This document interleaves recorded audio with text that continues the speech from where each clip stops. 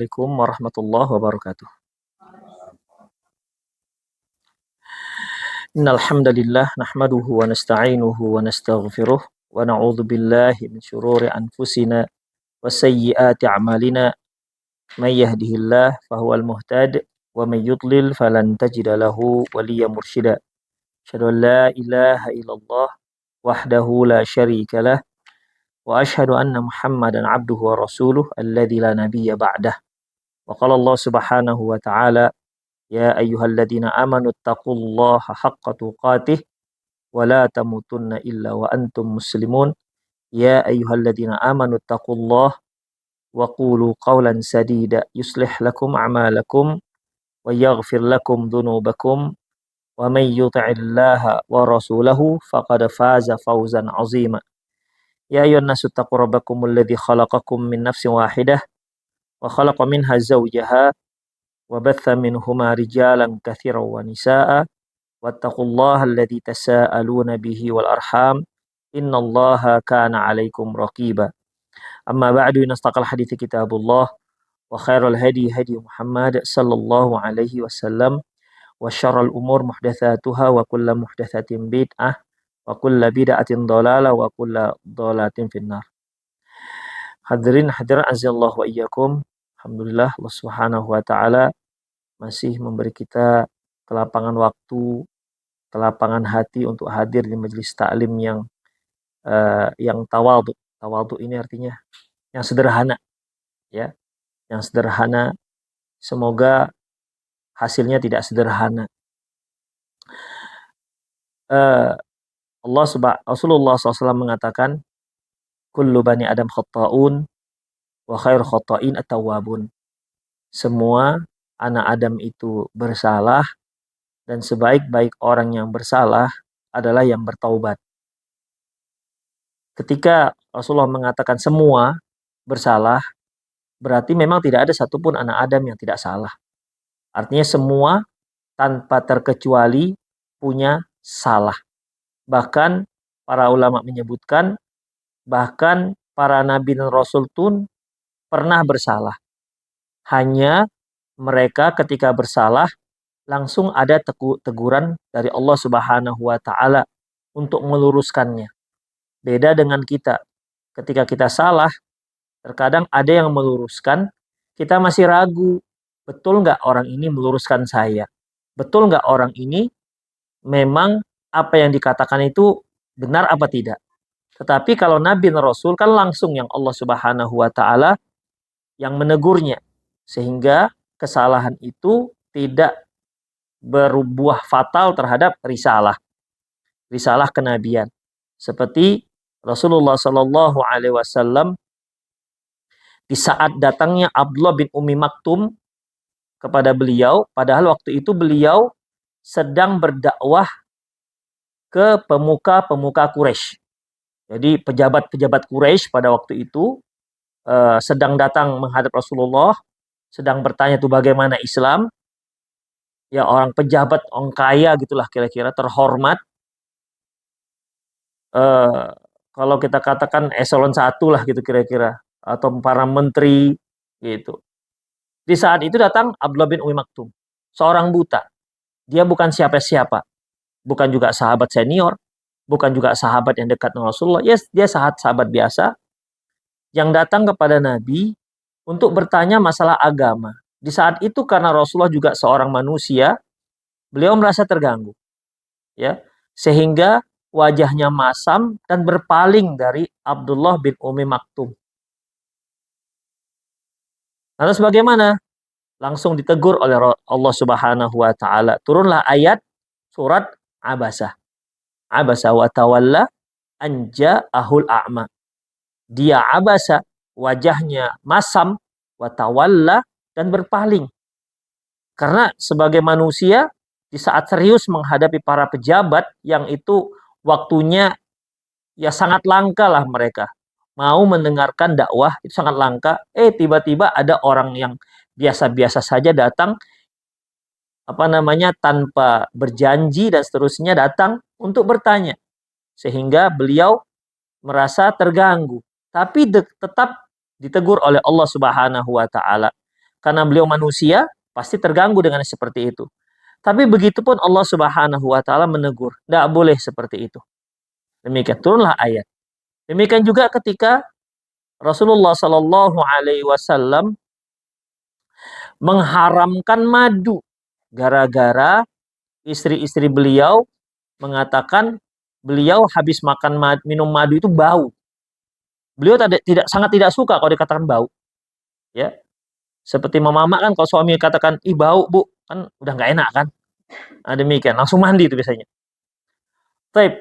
Dan Rasulullah Shallallahu Alaihi Wasallam itu lebih pemalu dibandingkan anak gadis pingitan lah beliau. Jadi ketika beliau dikatakan bau ya Rasulullah, bau, datang ke rumah Aisyah, bau apa ini ya Rasulullah? Besoknya datang ke rumah Sauda, bau apa ya Rasulullah? Datang ke rumah Zainab, Hafsah, bau apa ya Rasulullah? Kata Rasulullah, aku hanya baru minum madu. Jadi salah seorang istri beliau, Fatimah binti Jahsyin itu selalu punya persediaan madu. Dan beliau paling suka dengan madu. Jadi setiap kali mau giliran istrinya, kan istrinya nggak satu, istrinya banyak. Jadi setiap kali mau singgah ke istri mana gitu, singgah dulu sebentar ke Fatimah binti Jahsyin, minum madu, kemudian baru ke sana. Demikian berikutnya. Sehingga istri-istri yang lain tuh cemburu. Ini kok kenapa kok pakai singgah-singgah dulu? Itulah dia. Memang kalau punya istri lebih satu dicemburui biasanya. Iya, nggak saya menengah aja. Jadi ternyata ini konspirasi antara istri beliau supaya beliau nggak singgah dulu langsung pergi ke rumah giliran istrinya. Karena beliau kata serius, ya kalau memang madu ini buat mulut bau, ya udah demi saya akan haramkan madu gitu. Turun ayat, ya ayuhan nabi, wahai nabi, lima tuharrimu ma ahallallahu lak, wahai nabi, kenapa engkau mengharamkan apa yang Allah halalkan? Tabtaghi mardata azwajik, hanya ingin dapatkan ridho dari istri. Itu dia.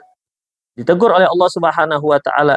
Jadi seorang suami ingin mendapatkan ridho dari istri itu boleh, nggak masalah, ya.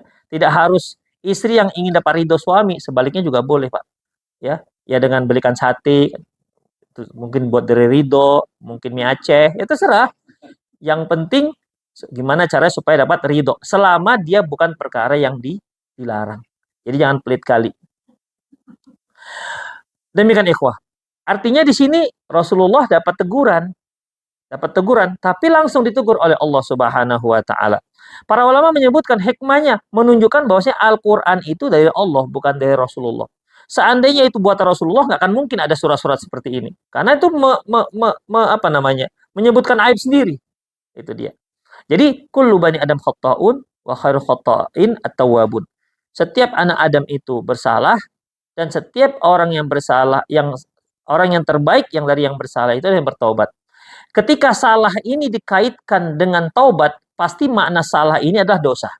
Artinya semua anak Adam itu pasti berdosa, sedikit banyak itu pasti berdosa, nggak ada anak Adam yang tak berdosa, tetapi sebaik-baik orang yang berdosa adalah yang bertaubat. Bahkan dalam sebuah hadis Rasulullah mengatakan, laula tuznibun, seandainya kalian tidak berdosa, la dhahaballahu bikum. Salam. Cuman muter aja pokoknya. Iya, saya kira semua pada nengok semua ke sana. Siapa yang datang? Orang muter, hilang konsentrasi. Iya. Rupanya Reza, Cite yang masuk. Baik, jadi ikhwah rahimallahu wa iyyakum, Rasulullah mengatakan laula tudnibun. Kalaupun seandainya kalian tak ada dosa, la dhahaballahu bikum, Allah akan musnahkan kalian, wa ya'tiyallahu biqaumin yadhnibun wa yatubun. Dan Rasulullah, Allah akan datang membawa satu kaum, mereka berdosa dan mereka akan taubat pada Allah Subhanahu wa taala. Artinya apa? Kalau manusia berdosa itu suatu hal yang memang sudah Allah fitrahkan pada diri manusia. Kalau manusia berdosa.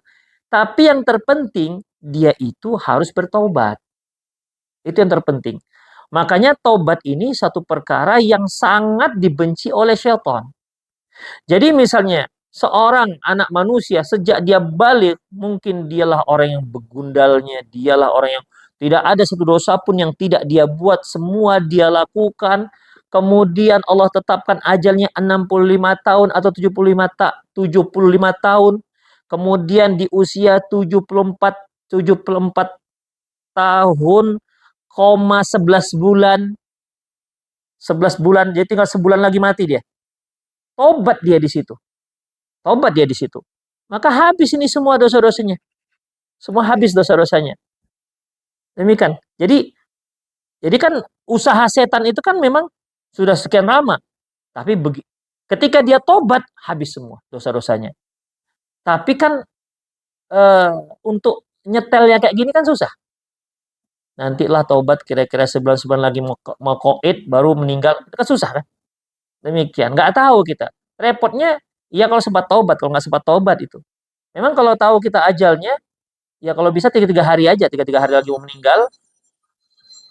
3-3 hari lagi mau meninggal. Tobatlah kita kan gitu. Sebelum itu terserah mau ngapain. Tapi permasalahannya, kita tidak tahu kapan ajal itu. Itu ikhwah. Baik. Jadi dalam masalah ini, ya, apalagi di sini rata-rata kan 50 tahun, 50 tahun, 50 tahun ke atas, 50 tahun. Yang masih di bawah 50 1 2. Ada berapa di bawah 50 tahun? 4. Berarti mayoritas ini, mayoritas. Ya, mayoritas di atas 50 tahun.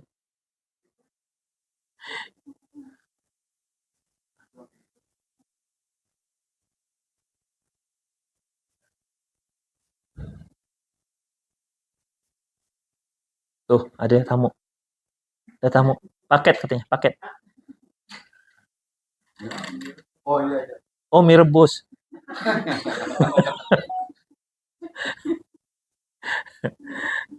Sampai mana tadi, Bu? Sampai mana tadi? 50 tahun. Ya, 50 tahun. 50 tahun. Oke. Jadi antum berapa? Iya, masih di bawah saya, panggil abang saya.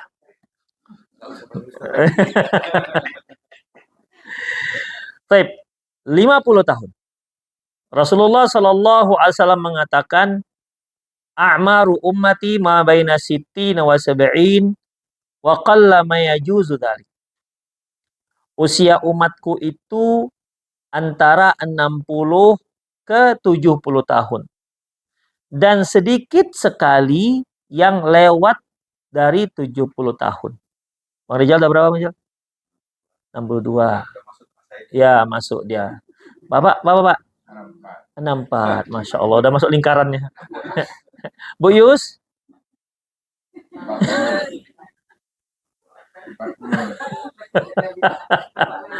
belum sampai 60 Bu Yus ya? Bukan 45 Bu Yus.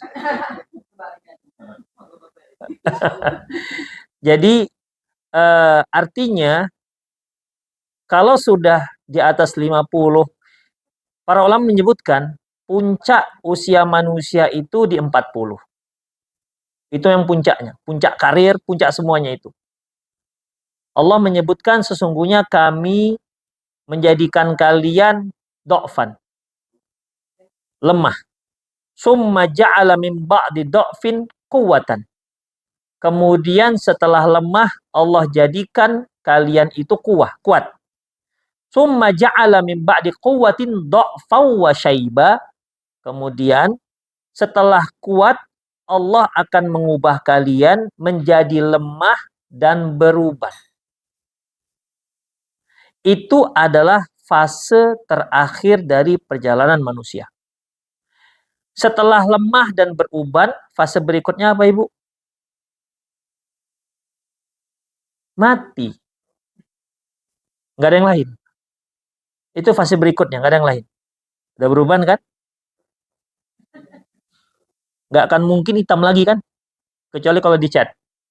Demikian. Artinya, sesuatu yang sudah fase terakhir, maka tidak ada fase terakhir kecuali hanya liang kubur. Itu artinya. Baik. Sekarang kita lihat eh, apa namanya? Itu fisik manusia seperti itu. Ketika dia dilahirkan lemah, kemudian menjadi kuat, setelah kuat dia kembali menjadi lemah, setelah lemah ya mati. Itulah fasenya. Nggak banyak-banyak fasenya. Baik.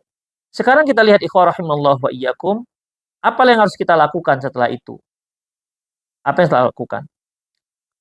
Tentunya tidak ada yang bisa kita lakukan kecuali segera bertaubat, banyak-banyak mohon ampun kepada Allah Subhanahu wa taala.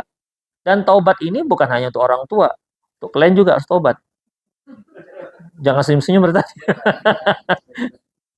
Artinya permasalahannya dikarenakan anak kecil mati, orang tua mati, orang miskin mati, kan gitu.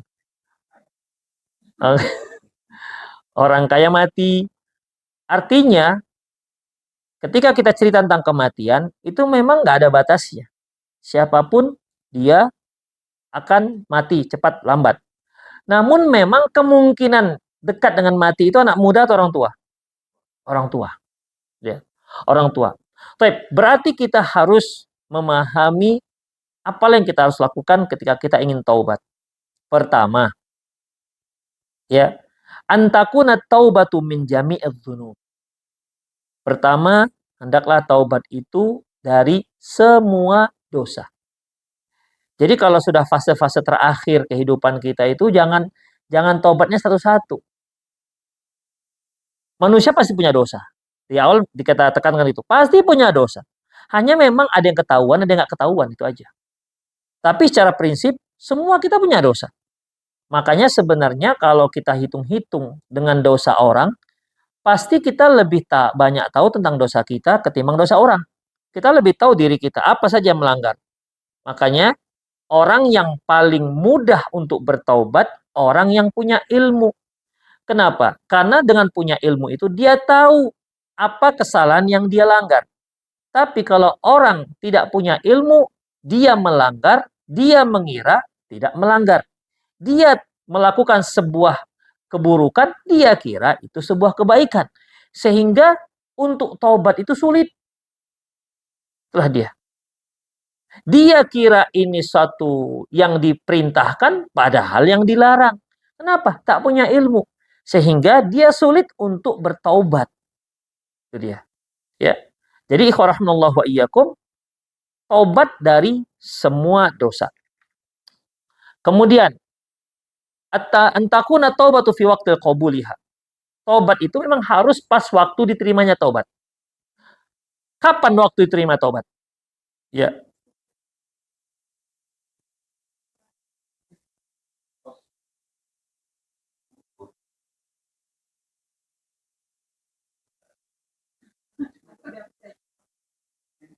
Nggak ada suaranya. Oh, ini. Kalau ini harus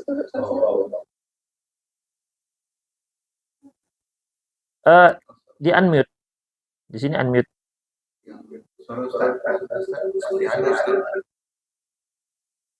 Unmute terbuka aja. Nggak mau. Mungkin dari sana.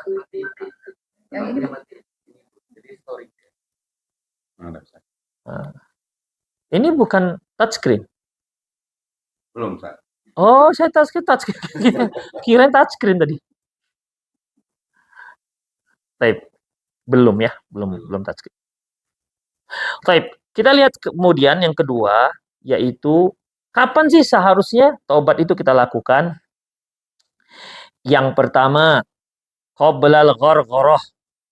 Qoblal ghargharah itu sebelum meninggal dunia, itu gharghar. Gharghar ini bahasa Arab, ketika seorang mau dicabut nyawanya, suaranya itu gharghar. Begitu, itu gharghar. Karena biasanya dalam bahasa Arab menyebutkan nama itu sesuai dengan suara. Seperti kalau kata itu difdha, karena memang suaranya do begitu. Kalau kentut yang bersuara namanya durot, karena kan dot gitu. Kalau dia tak bersuara namanya fusa. Namanya bilang fusa, yang tak bersuara. Demikian juga ini. Ini ghor-ghor, ini suara ghor-ghor. Suara kerongkongan ketika seorang itu dicabut nyawanya. Wahiyya bulugh ruh al-hulqum, yaitu ketika sampainya ruh di tenggorokan. Muncul pertanyaan, memang kalau tenggorokan ruh sampai di pusat itu belum masih bisa diampuni dosanya? Ya termasuk bisa diampuni. Kenapa? Kapan nggak diampuni itu? Ya ketika orang tersebut sudah melihat malaikat maut. Di saat itu sudah nggak bisa lagi diampuni. Karena apa? Karena ketika malaikat maut itu datang, dia berkata kepada orang ini, pada ruh, ya ayyatuhan nafsul khabithah, ukhruji ila sakhatillahi wa ghadabih. Kalau dia pada orang yang durjana, si malaikat maut ini akan mengatakan, wahai ruh yang busuk, keluarlah kamu untuk mendapatkan kemurkaan dan kemarahan dari Allah. Maka roh itu nggak mau keluar. Ya siapa? Misalnya kalau kita ada orang di luar, Bapak keluar Pak, biar ku bunuh Bapak. Kan nggak keluar kita. Ya. Apalagi ini ancamannya, kamu keluarlah agar kamu dapat murka dari Allah. Ya, pasti nggak mau keluar. Pasti nggak mau keluar. Akhirnya gimana? Wal malaikatu yadribuna wujuhahum wa adbarahum akhriju anfusakum, kata Allah. Akhirnya malaikat mukulin wajah dan punggungnya, memaksa si roh ini supaya keluar. Jadi ketika malaikat itu mau mencabut nyawa, orang sudah tahu kemana ini arah dia nanti ini. Tergantung apa dibilang malaikat. Kalau dia katakan keluarlah kamu untuk mendapatkan kemurkaan dan kemarahan Allah, tahulah dia kemana. Sejak saat itu tahulah dia kemana dia akan pergi. Dan tahu dia nanti bahwasanya bahwasanya nanti ketika ditanya di kuburan bakal nggak bisa jawab. Demikian. Beda halnya dengan orang mukmin. Orang mukmin ketika didatangi oleh malaikat, ya ayat Tuhan nafsul mutmainnah, wahai jiwa yang suci, ukhruji ila maghfiratin minallahi wa waridwanih, keluarlah kamu untuk mendapatkan keampunan dan keridhaan Allah. Maka keluarlah ruh itu bagaikan keluarnya air dari botol. Keluar, dia nggak perlu dipaksa-paksa, keluar sendiri. Lah dia. Jadi tidak ada yang namanya sakit ketika orang mukmin keluar ruhnya. Adapun yang dikatakan sakit itu sekarat.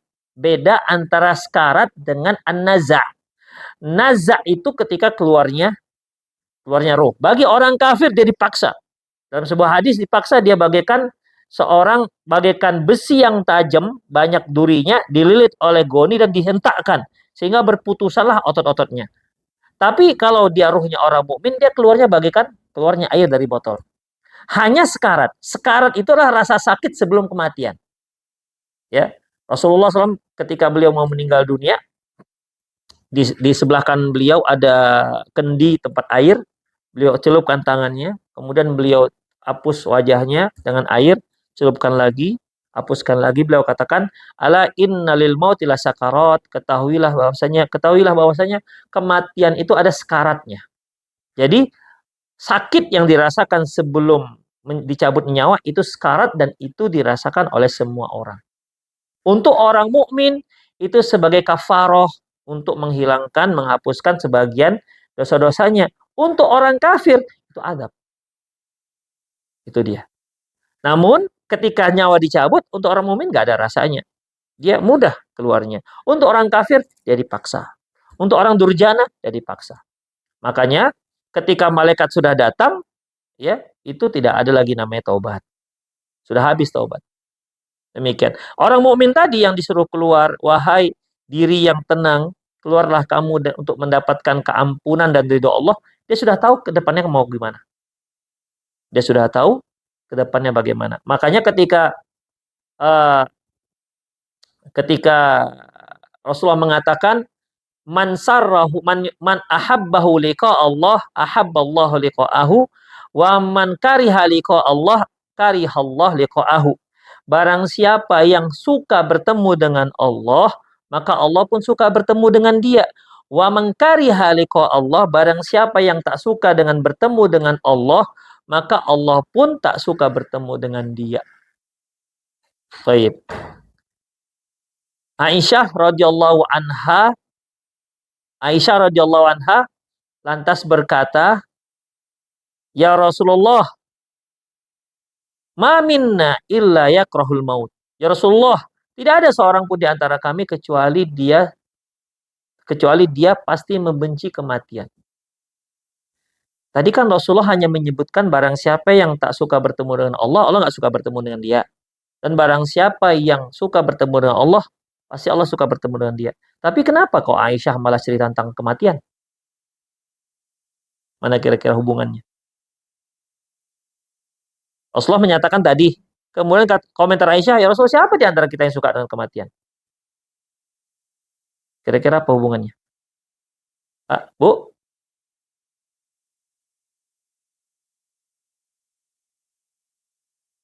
Ya terus, tadi kan statement Rasulullah, barang siapa yang suka bertemu dengan Allah, Allah suka bertemu dengan dia. Barang siapa yang tak suka, maka nggak suka bertemu Allah, Allah juga tak suka dengan dia, bertemu dengan dia. Kenapa kok tiba-tiba cerita tentang kematian? Itu dia, Masya Allah, pintar kali Bapak ini, Masya Allah, adik kita ini, Masya Allah. Boleh pulang, boleh pulang. Artinya, kalau seorang ingin bertemu dengan Allah, ya dia harus mati dulu. Gak bisa dia bertemu dengan Allah dalam keadaan tidak mati. Kalaupun dia bisa melihat, oh, ka'anna ya roh. Itu seperti al-ihsan, anta abudallah ka'anna kataro. Engkau menyembah pada Allah, seolah engkau melihat Allah. Fa'illam takun taro, fa'innahu yarok. Kalaupun engkau tidak melihat, seolah-olah, tapi sungguhnya dia melihat engkau. Itu kan seolah, bukan berarti melihat betulan. Seolah, paling tidak melihat dengan hati. Tapi kalau masalah ini, kalau seorang ingin bertemu dengan Allah dan suka dia bertemu dengan Allah, dia harus melalui pintunya, yaitu mati dulu. Makanya kata Aisyah, ya Rasulullah, siapa yang suka dengan kematian? Ibu-ibu di sini ada bapak yang siap untuk meninggal? Ada? Kenapa? Kenapa kita nggak suka dengan meninggal? Kenapa nggak suka dengan kematian? Itu dia, yang itu dia, itu dia. Kenapa? Karena belum siap. Itu dia.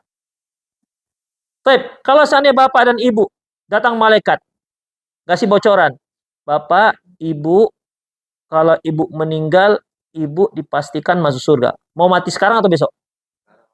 Sekarang, kenapa? Udah siap masuk surga, ngapain kita lama-lama di dunia ini? Iya kan? Mau makan harus masak. Demikian. Ya, kalau sudah tahu seperti itu, pasti kita ngapain kita lama-lama di dunia? Kalau sudah ada bocoran. Makanya man ahabba liqa Allah, ahabballahu liqa'ahu. Barang siapa yang suka dengan bertemu dengan Allah, maka Allah pun suka bertemu dengan dia. Kenapa demikian? Ini cerita kematian tadi itu. Ketika malaikat mengatakan bahwasanya ya ayyatuhan nafsul mutmainnah, wahai diri yang tenang, maka keluarlah kamu untuk mendapatkan keridhaan Allah dan keampunan Allah. Maka tidak ada satupun yang paling dia sukai melebihi kematian itu. Karena sudah dapat celahnya, sudah tahu bahwa dia akan masuk surga. Itu dia. Dan barang siapa yang tidak suka dengan bertemu dengan Allah, maka Allah pun tidak suka bertemu dengan dia. Kenapa demikian?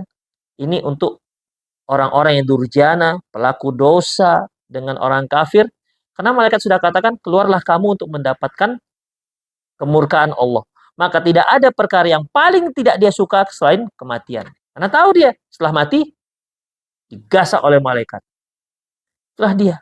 Jadi, dalam masalah ini, ikhwah rahimallahu wa iyyakum, ketika malaikat itu sudah dia lihat, malaikat maut sudah dia lihat, maka sudah tidak ada lagi namanya keampunan. Habis. Karena memang prosesnya tinggal proses pencabutan nyawa. Yang kedua, yaitu qabla tulu'i syamsi min maghribiha. Yang kedua, sebelum matahari terbit dari barat. Kalau ini masih lama lah kira-kira. Ya. Kira-kira mungkin nggak di 2024 matahari terbit dari barat? Ya. Yang terbit 2024. Demikian ikhwah. Nggak tahu juga kita. Karena Allahu alam, ciri-ciri akhir zaman juga masih banyak yang belum belum muncul. Misalnya apa, Pak? Ciri akhir zaman yang belum muncul banyak. Ah, Dukhon tuh kebanyakan nonton Zulkifli Ali. Meninggal tiba-tiba. Yang jelas-jelas saja. Dajjal, Imam Mahdi, kemudian apa lagi? Ya'jud dan Ma'jud, Nabi Isa turun. Itu kan yang jelas-jelas gitu kan. Baik.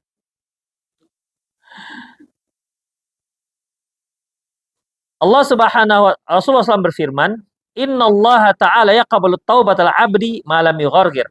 Man taba ila Allah qabla an yughargir taballahu anhu."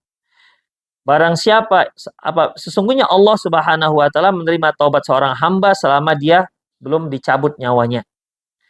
Rasul juga mengatakan man mata qabla an tatlu'a syams mimma gharabiya taballahu anhu. Yang barang siapa yang taubat sebelum matahari terbit dari barat, maka Allah terima taubatnya. Ada satu lagi batas tak diterimanya taubat, yaitu ketika melihat azab. Jadi ketika Firaun ditenggelamkan oleh Allah Subhanahu wa taala, itu kan dia sebelum meninggal sempat berkata, kan? Ya, awalnya apa? Wa ma ana minal muslimin. Saya nggak termasuk orang muslim. Belum tobat lah berarti. Jadi amantu billadzi amanat bihi banu Israel. Aku beriman dengan Tuhan yang diimani oleh Banu Israel. Kata si Fir'aun sebelum dia meninggal. Seharusnya Fir'aun ini taubatnya diterima karena dia belum meninggal. Seharusnya sudah diterima. Tetapi dia sudah melihat dia sedang digulung oleh Allah dalam azab, yaitu ditenggelamkan. Dia tahu itu. Karena azab itu sedang menimpa dia, maka dia tidak akan terima taubatnya. Itu dia. Ini biasanya berlaku untuk umat-umat sebelum Rasulullah SAW yang mereka diancam oleh para nabi itu dengan azab. Itu ikhwah. Ya. Kemudian ta'jilul bit taubah. Haruslah segera menyegerakan taubat. Innamat taubatu 'ala Allah lil ladzina ya'maluna su'a bijahalah. Sesungguhnya taubat itu kepada Allah yaitu mereka yang melakukan keburukan karena kejahilan, summa yatubuna min qarib, kemudian dia segera bertaubat. Banyak kali apanya kita nih. Kalau di bawah aja lah. Nanti gini-gini push. Iya. Wakil aja, wakil. Bawa aja, bawa aja. Sini. Sini. Baik. Ikhwah rahimallah. Kemudian ya, di sini artinya ta'jilu bit taubah, segera kita bertaubat. Mungkin kita terlalu sering dengar ini, segera taubat. Padahal ini memang satu hal yang kita harus lakukan. Karena di awal telah kita katakan tadi, Rasulullah mengatakan semua anak Adam itu pasti bersalah. Beberapa hari yang lalu saya pengajian di komunitas nenek-nenek. Komunitas nenek itu seluruhnya di atas 60. Ini tapi itu nenek-nenek sosialita. Yang gelangnya itu segini. Ya, yang kalau apa? Ini kuih apa gitu kira-kira. Jadi saya bicarakan tentang masalah fase nenek-nenek. Saya katakan setelah kita jadi nenek-nenek, supaya mereka tidak terlalu kecil hati kali, saya juga kakek-kakek, Bu. Supaya mereka kecil hati kali, fase kita tinggal satu saja, nggak ada yang lain. Ketika anak-anak muda, mereka akan jadi dewasa. Orang dewasa ada fase berikutnya, itu fase tua. Habis fase tua, hanya satu saja, yaitu apa, Bu? Diam, mati. Katanya gitu. Jadi nggak ada fase yang lain. Itu fase tinggal meninggal dunia. Jadi ya berarti zaman kita ini harus lebih banyak membanyak ibadah, lebih fokus pada akhirat. Apa contohnya Ustaz? Katanya. Baca Quran, puasa, sholat duha, sholat tahajud. Ustaz, baca Quran kami sudah.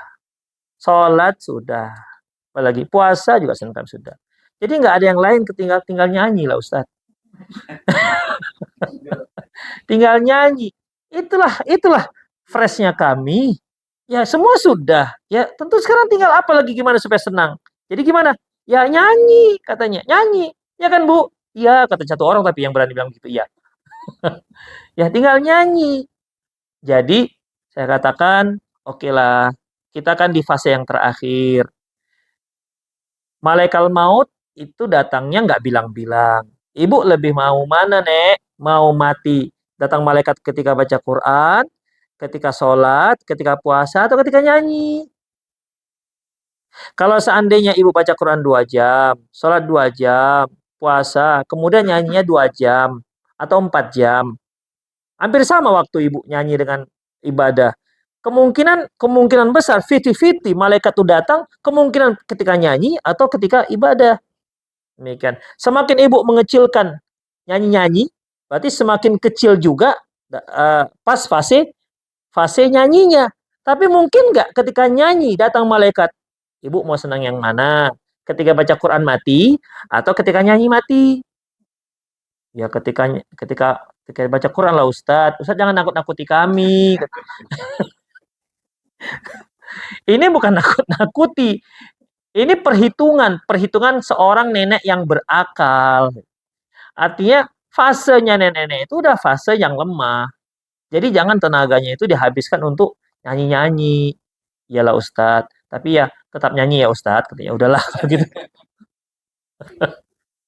Ya, namanya nenek-nenek sosialita dari muda mereka seperti itu. Dari muda. Tapi itulah dia. Artinya at-ta'jil bit taubah memang harus disegerakan taubat karena kita enggak tahu. Ini nanti kita nggak tahu nih siapa yang duluan ini. Nggak ada yang menjamin juga nih maghrib kita masih di sini. Ya, artinya udah pada pulang maksudnya. Ya, udah pulang, bisa pulang ke rumah, bisa pulang ke rahmatullah. Ya kan? Ya. Tapi kalau kita meninggal lagi ngaji gini gimana? Ya, ada yang mau, Bu? Ah, mau? Aduh, ini masalah dijaminin yang kita nggak tahu. Dijaminin yang kita nggak tahu. Kalau malaikat yang jamin, mau kita. Insya Allah. Tapi jaminin yang kita repot. Ibu, kalau mati sekarang, ibu saya jamin masuk surga. Waduh, itu yang bisa Habib-Habib itu yang berani begitu. Hmm. Ya, insya Allah. Taib. Itu namanya takjil. Takjil menyegerakan. Takjil itu bukan makan buka puasa itu ya maksudnya. Takjil artinya menyegerakan taubat. Kemudian an-nadamu anidzambi wal maksiyah. Nadam ini artinya menyesal. Jadi ada orang itu hijrah. Kerennya kan sekarang istilah hijrah. Ada orang yang hijrah atau tobat sebenarnya lebih tepat tobat. Tobat itu ya dia menghentikan perbuatan dosa tersebut tapi tidak ada yang namanya penyesalan. Maka sebenarnya belum tobat. Sekedar menghentikan saja, ya. Harus ada nyesal. Nyesal itu gimana ya contohnya ya? Misalnya kita punya anak kecil nih. Kemudian di depan rumah kita itu jalan rame. Udah. Anak kita yang lasa, kemudian keluar pintu rumah, kita tahu tuh keluar pintu rumah. Tapi ketika itu si mamanya ini sedang main HP. Main HP, mau balas sebentar nih. Begitu dia balas, bebung, rupanya anaknya melanggar. Mungkin dia mikir, wah nyesal sekali kan, gara-gara hanya untuk apa namanya balas WA bestinya kan gitu, anaknya melanggar. Itu pasti ada nyesal. Ya Allah seandainya. Itulah dia penyesalan. Jadi harus ada sifat itu pada diri kita. Memang harus nyesal. Kalau nggak nyesal ya biasa-biasa aja berarti. Belum taubat disebut.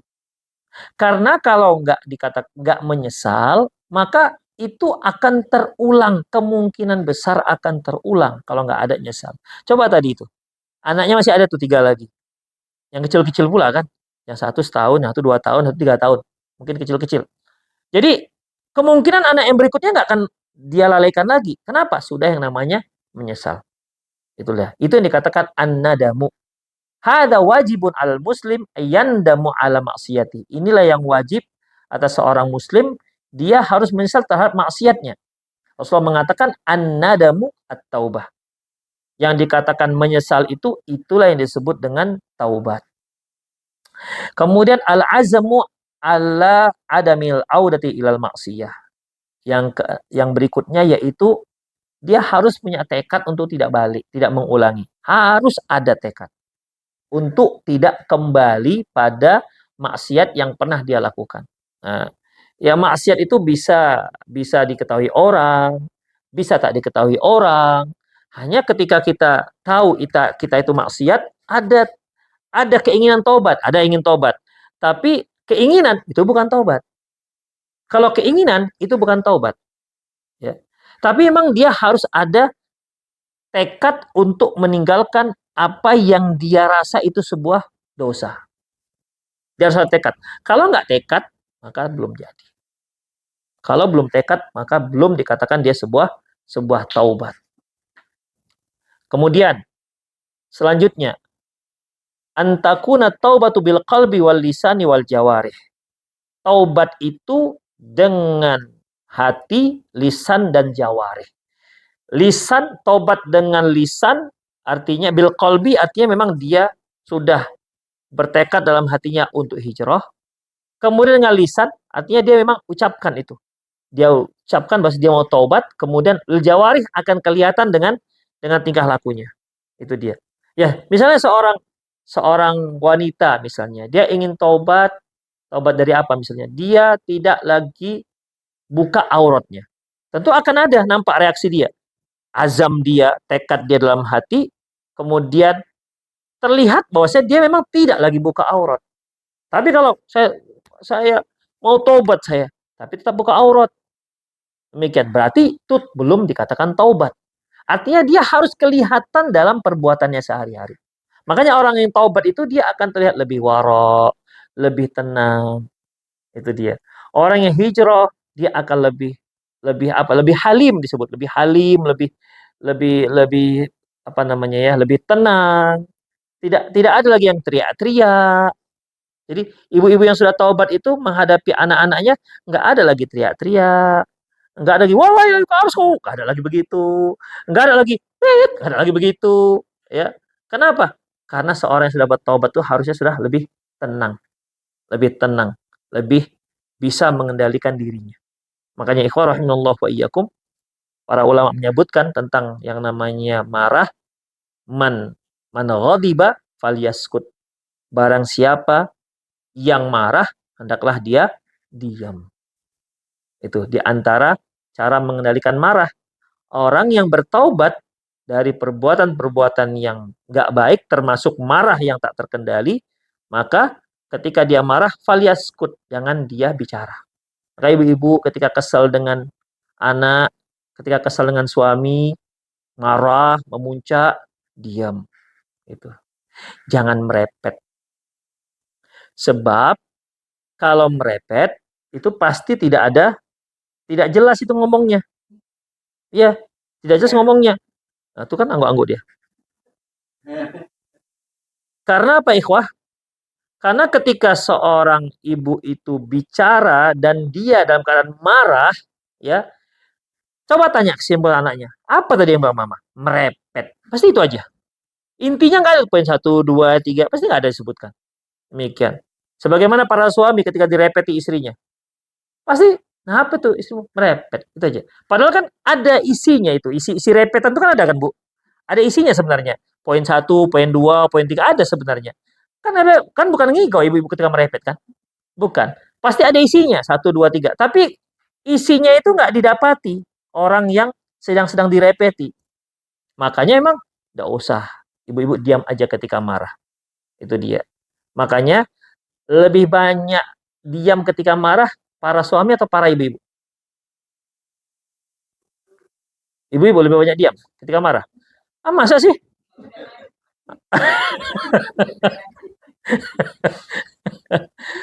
Biasanya kalau marah diam itu bapak-bapak. Itu dia. Nah, kalau bapak-bapak marah dia merepet, biasanya disebutkan macam mulut perempuan, gitu kan? Macam mulut perempuan. Jadi itu sebuah apa namanya? Sebuah justifikasi yang merendahkan tuh. Mulutnya suami kok macam perempuan. Kan nggak ada. Mulut perempuan macam suami, nggak ada. Itu dia. Karena memang itu sebuah nilai yang kurang dibandingkan laki-laki. Man ghadiba falyaskut, barang siapa yang marah hendaklah dia diam. Jadi ibu sekalian, kalau marah dengan siapapun diam aja. Nanti kalau sudah selesai marahnya, baru buat poinnya.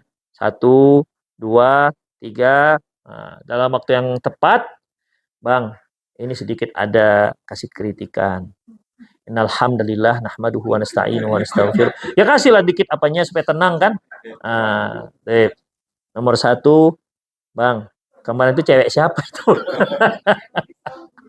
Iya, boleh. Yang pertama, suami pun jelas dia, oh itu ya maaf lagi ya gitu. Bisa dia jelas. Tapi ketika marah-marah emang nggak ada, nggak tahu apa konten isinya, ceritanya itu nggak dapet lah dia. Sama lagi, kalau lagi marah jangan mukul. Itu juga lagi marah jangan mukul. Karena ketika orang yang sedang marah menghukum, maka hukumannya tidak terukur. Itu dia. Jangan memukul. Jadi gimana kapan? Ya tunggu tenang dulu, baru silakan kalau pukul silakan pukul. Nah, udah tenang silakan pukul. Jadi pukulnya itu betul-betul terukur. Karena kalau kita memukul di saat kita marah itu hasilnya nggak ada. Hasilnya kan banyak anak-anak yang sering dipukul kan jadi bebal. Makanya kalau kita dulu di sekolah kan anak-anak yang kena pukul kan itu aja. Ya, yang kena hukum kan itu aja orangnya. Dia lagi, yang bolos dia, yang lompat pagar dia, yang nembak di kantin dia juga. Ya. Yang beli 1 ambil 2 minta balik. Atau nggak ketawa. Pengalaman.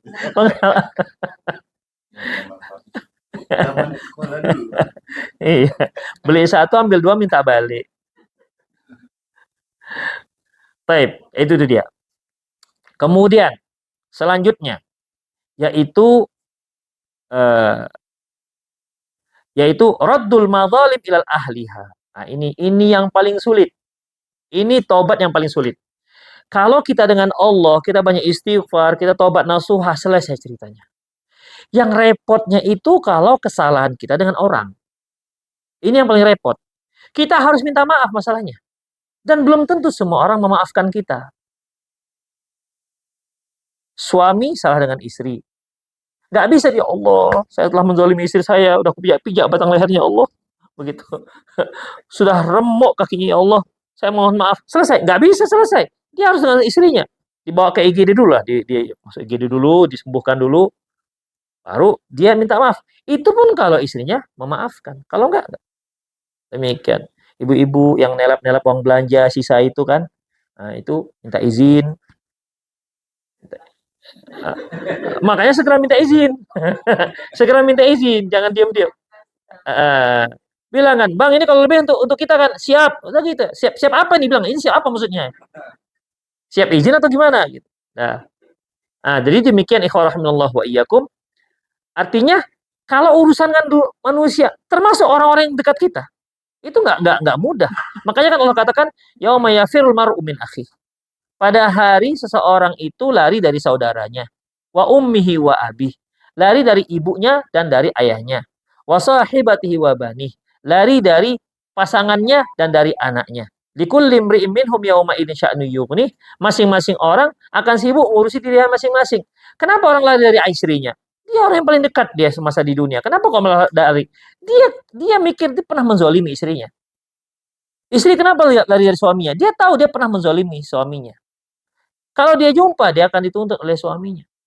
Kenapa anak lari dari ibunya? Padahal ibunya adalah tidak ada kasih sayang yang lebih banyak tercurah melebihi kasih sayang seorang ibu pada anaknya. Tapi begitu pun anaknya lari dari ibunya lari dari anaknya. Itu kan orang-orang dekat. Ternyata juga nggak selesai. Dia harus bayar itu semua. Makanya di hari kiamat nanti Allah memberikan pengumuman. Barang siapa yang pernah terzolimi semasa dunia, tuntut orang yang menzolimi. Maka tidak ada orang yang paling bahagia kecuali orang yang paling banyak dizolimi orang semasa di dunia. Lah dia. Kenapa dia? Keliling lah, tuntutnya semua. Demikian. Tuntutnya semua. Kebaikan-kebaikan orang akan dikuras dengan dia. Padahal kalau kita datang membawa kebaikan di hari akhirat kan semua hasil dari dunia. Ya, sholat, zakat, berbakti pada orang tua, nyantuni fakir miskin dan seterusnya. Itu yang dibawa nanti di hari akhirat. Tapi orang ini enggak. Dia ngutipin kebaikan orang. Lu pernah ninju awak kan? Ya, mana kebaikan. Tanahku pernah kau ambil kan? Nah, istriku pernah kau bawa lari kan? Nah, tapi kan dituntut semua. Baik. Itulah sulitnya kalau urusannya dengan orang. Demikian. Makanya kalau minta maaf di keluarga internal itu jangan tiap tahun. Jangan tiap tahun. Iya. Suami salah dengan istri. Nah, nanti aja lah. Raya.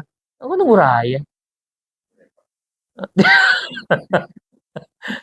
Raya. Masalahnya tobatnya apa namanya? Matinya itu nggak tahu tak kapan. Nah, seringnya kita kan gitu. Kalaupun ada kesalahan, seharusnya ya minta maaf langsung. Itu dengan orang dekat kita. Gimana dengan orang-orang luar sana? Ya, kita berinteraksi dengan orang luar. Kita makhluk sosial. Sedikit banyak lisan kita mungkin pernah menyakiti orang. Ya kan? Kan Allah mengatakan waja'alna ba'dakum li ba'din fitnatan tasbirun. Kami jadikan sebagian kalian itu menjadi cobaan bagi sebagian yang lain. Atas birun apa enggak? Apakah kalian sabar apa enggak? Istri cobaan bagi suami, suami juga cobaan bagi istri. Orang tua cobaan bagi anak, anak juga cobaan bagi orang tua. Kita cobaan bagi family-family kita, family-family kita juga cobaan bagi kita. Demikian. Bisa saja kita berbuat baik pada family, tapi family kerabat kita malah mengartikan beda, mengartikan buruk. Apa namanya? Apa kalau orang berbuat baik pura-pura? Pencitraan. Pencitraannya itu. Kenapa dia kirim-kirim rendang? Ada maunya, tengok bentar lagi. Ada maunya itu. Jadi kecurigaan demi kecurigaan. Demikian. Ya, jadi itulah dia kalau kerabat.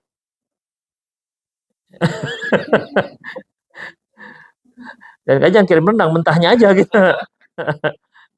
Demikian. Ada memang seperti itu. Jadi, nah ini rendang yang dikirim ini. Ini pasti berlebih di rumahnya ini, maka dikirim. Ini pasti yang berlebih nih di rumahnya ini. Kalau nggak berlebih nggak dikirimnya ini. Itulah setan mudahnya.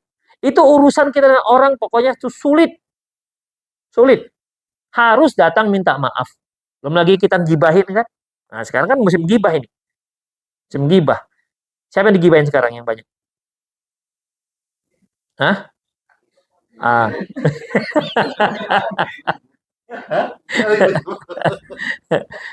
Banyak sekali nih soal gibah menggibah ini sekarang. Ya udahlah kalau pejabat-pejabat eselon itu terserah mereka lah karena mereka mau jadi capres kan, mau jadi cawapres. Tapi masalahnya kita ini ikut-ikut, mama ikut-ikut. Karena gara-gara adanya istilah the power of mama, jadi akhirnya ikut-ikut. Ya udahlah. Jadi itulah dia, ya itulah dia. Semakin ibu-ibu sekalian, semakin banyak kita bergaul, itu kesalahan pasti makin banyak, makin banyak. Karena semakin banyak kita punya punya apa namanya punya teman. Kita kan sebenarnya kepingin kali kalau kita tuh famous, terkenal. Kalau bisa dari ujung Setiabudi sana, di ujung sana ditanya, tahu Pak Rijal? Tahu. Tanya Syukuril, tahu. Tanya Tasbih di Musabihin tahu. Blok-blok QQ sama tahu kira-kira gitu. Kan pinginnya kita begitu. Kalau bisa seluruh ring road tahu sama kita. Ya. Itu kan orang nggak mungkin tahu kecuali dengan pergaulan. Nah, bergaul ini kan nanti orang dia akan bisa leluasa bergaul kecuali tidak akan bisa leluasa bergaul dengan orang kecuali dia nanti dalam bahasa Arab itu apa? Mudahana. Dia mengikuti gaya orang tersebut supaya cocok lah dia. Dangdut dia dangdut lah orang gitu kan kira-kira gitulah supaya cocok. Karena kalau enggak dia akan ditinggalkan orang. Itu dia. Kalau enggak dia akan ditinggalkan orang. Ah itu enggak cocok dengan kita. Asik tasbih aja pun dia katanya. Sementara kita butuh fresh, kita butuh healing, kita butuh nyanyi-nyanyi. Dia nggak mau janji, asik Quran aja dibacanya. Gitu. Demikian. Padahal usia sudah 60 tahun, kan seharusnya baca Quran aja. Demikian. Tapi entah kenapa, masih teringat juga lalu Bimbo, Ebit Giadi, dan seterusnya. Demikian. Itulah dia. Artinya, ketika terjadi kezoliman terhadap yang lain, itu sulit. Sulit. Jadi memang harus minta maaf dengan orang tersebut. Itu memang harus apa namanya? Harus apa? Harus merendahkan harga diri itu. Ya kan? Minta maaf, harus menghilangkan harga diri kan, minta maaf kita dengan dia. Kita pejabat yang kita zolimi rakyat, kita minta maaf, satu hal yang sulit sebenarnya. Tapi itu yang akan menyelamatkan nanti di hari akhirat. Kemudian yang terakhir yaitu al-istitaru bisatrillah. Dosa yang sudah kita lakukan, dosa kita ceritakan ke yang lain. Ya, dosa yang sudah kita lakukan, dosa ceritakan ke yang lain. Misalnya dia punya tato di sini. Ada tatonya. Tatonya bukan tato bagus, ikan lele paling ikan lele. Misalnya, dia nggak usah tunjuk-tunjukkan. Saya itu sudah tobat. Nggak percaya nih ikan lele. Kan nggak perlu. Udah, tato itu satu dosa. Dan bertato itu dilaknat. Laknat. La'anallah al-washima wal mustaushimah. Allah melaknat perempuan yang mentato dan yang ditato. Dilaknat. Laknat itu dosa besar. Nggak usah tunjuk-tunjukkan. Itu dia. Nggak usah dia cerita. Saya itu dulu mantan preman. Nggak usah cerita. Saya dulu nggak ada satupun di sini kecuali mangga-mangganya saya curi. Nggak usah. Nggak usah cerita. Iya. Jadi nggak ada satupun di sini kecuali saya pernah malak dia. Artinya ngompasin mereka. Nggak usah. Ya kenapa? Karena itu sebuah dosa. Nggak usah cerita-ceritakan. Kalau bisa pun istri kita nggak usah tahu. Nggak usah tahu. Ah, kalau itu oke lah. Tapi kalau hanya sekedar cerita nggak usah. Dik, tahu nggak dik abang dik? Dulu abang setiap hari tua itu 3 ceret dik. Alah, udah usah cerita. Udah cerita. Udah simpan-simpan aja. Karena itu bukan prestasi. Ya. Kalau begini, dulu dik, abang jelek-jelek gini dik, pernah hafal Quran loh dik. Itu gimana? Prestasi nggak itu? Lupa Quran kok prestasi? Pernah. Pernah hafal. Qurannya mana bang? Ya seperempat juz amma pertama gitu. Udah seperempat juz amma yang pertama lagi. Ya, seperempat. Jadi tinggal berapa sekarang bang hafalannya? Inna atau inna. Kalau wahad. Satu lagi. Wah, demikian. Itu bukan prestasi kalau begitu. Pertahankan saja hafalannya. Jadi al-istitaru bisatrillah yaitu harus dirahasiakan. Rasulullah mengatakan kullu ummati mu'afa illal mujahirin, semua umatku itu dimaafkan kecuali orang-orang mujahir. Siapa yang mujahir ini? Wa inna minal ijhar ayya'mala bi 'abdi bil-laili amalan. Yang dikatakan ijhar adalah Assalamualaikum. Salam. Yang dikatakan ijhar adalah seorang yang melakukan satu amalan buruk pada malam hari, ya, beramal buruk pada malam hari, summa yusbihu qad satarahu rabbihi, qad satara rabbuhu, kemudian pada pagi hari Allah rahasiakan, nggak ada yang tahu. Kan ada orang yang beramal buruk pada malam hari, paginya ketahuan, ada. Ya. Ini Allah rahasiakan, hanya dia dan Allah yang tahu. Nggak ada Allah ungkap perbuatan buruk dia.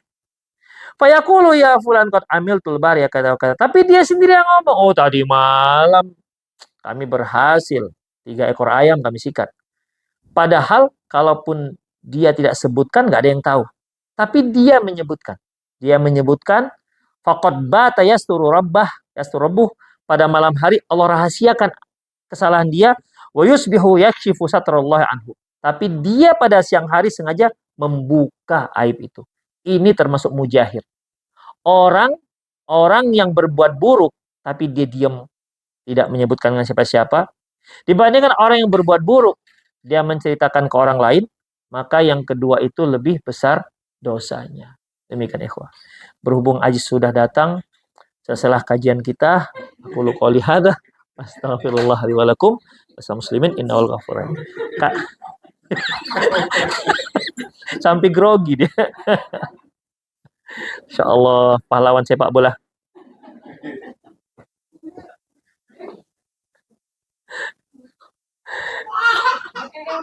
Eh,